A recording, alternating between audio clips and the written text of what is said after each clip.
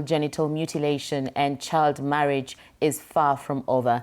Many girls' childhood is still cut short by harmful cultural practices that rob them of education, freedom, and the right to choose their future. But amid the challenges, a new rescue center nearing completion in Kimalel, Baringo, is offering hope and a second chance at life. Sheila Chelangat reports. This is Kimalel in Baringo South.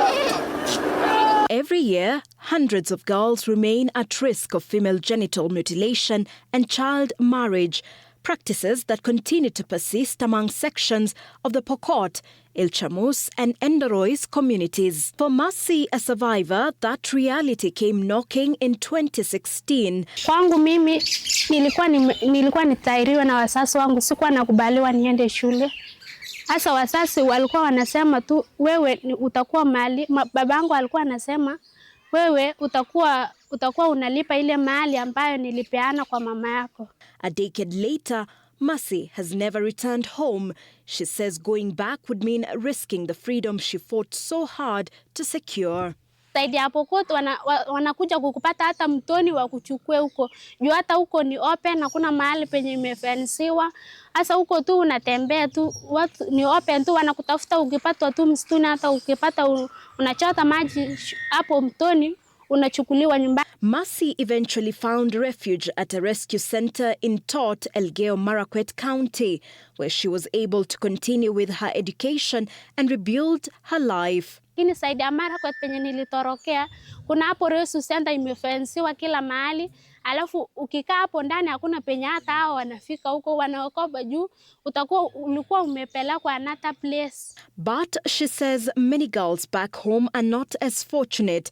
Many, particularly from the Ilchamus community, continue to face pressure to undergo FGM before being married off at a young age, often to much older men.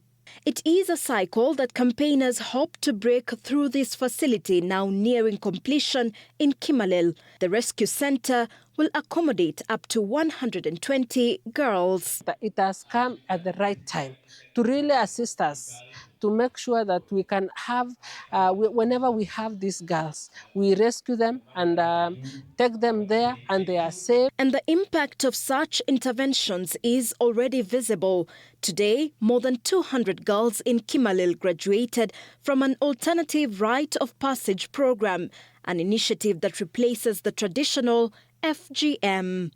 When girls and boys are treated equally, when they each have their rights, then there is balance. And in balance, there is goodness, there is joy and happiness. Authorities say the fight against FGM and child marriage will also be reinforced through stricter enforcement of the law. Since this initiative launched in 2020, numerous girls have been rescued, with 6 of them now pursuing university education. If you don't have a rescue center, they still go back to the same perpetrators.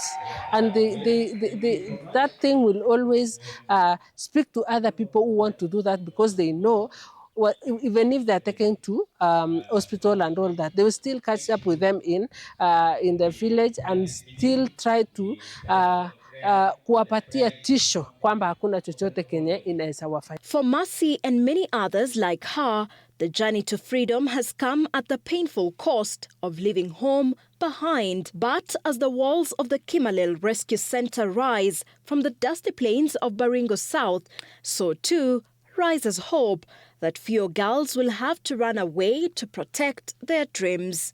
Sheila Chelangat for TV 47.